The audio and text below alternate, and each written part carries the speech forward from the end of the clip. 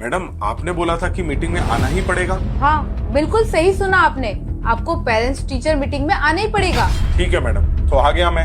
अब बताइए इसकी क्या रिपोर्ट है? आप ही देख लीजिए।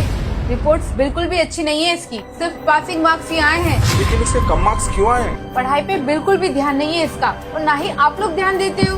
देखो मैडम, मैं और मेरी वाइफ हम दोनों वर्किंग है। एक्चुअली हमारे पास टाइम ही नहीं है। हम लोग ऑफिस जाते हैं, फिर घर के काम, और फिर इसकी स्टडी भी। और आप अभी देख लीजिए, मेरी वाइफ ऑफिस में इतना बिजी है कि वो आ भी नहीं पाई। अगर आप वर्किंग है तो उसकी ट्यूशन लगवा दो ना। कम से कम ट्यूशन में पढ़ेगा तो उसका फ्यूचर तो सिक्योर होगा।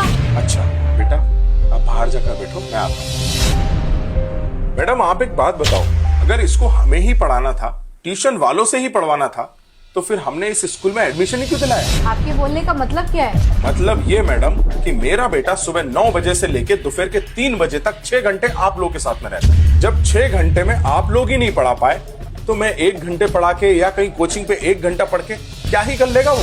देखिए, मेरा मतलब वो नहीं था।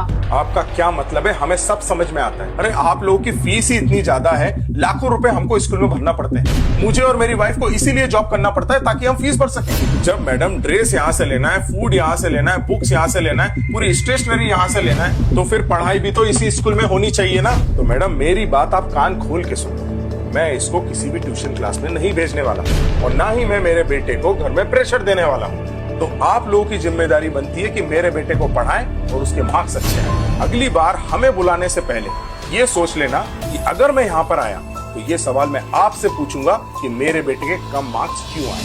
सो madam, I hope you understand my point. This line is not for only my son, this is for all the students. Thank you. दोस्तों एक बात तो बिल्कुल सही है, आजकल के स्कूल्स का ध्यान फीस लेने में है, ना कि बच्चों को पढ़ाने में। अगर मेरी बात सही लगी है ना दोस्तों, तो कमेंट जरूर करिए और शेयर जरूर करिए।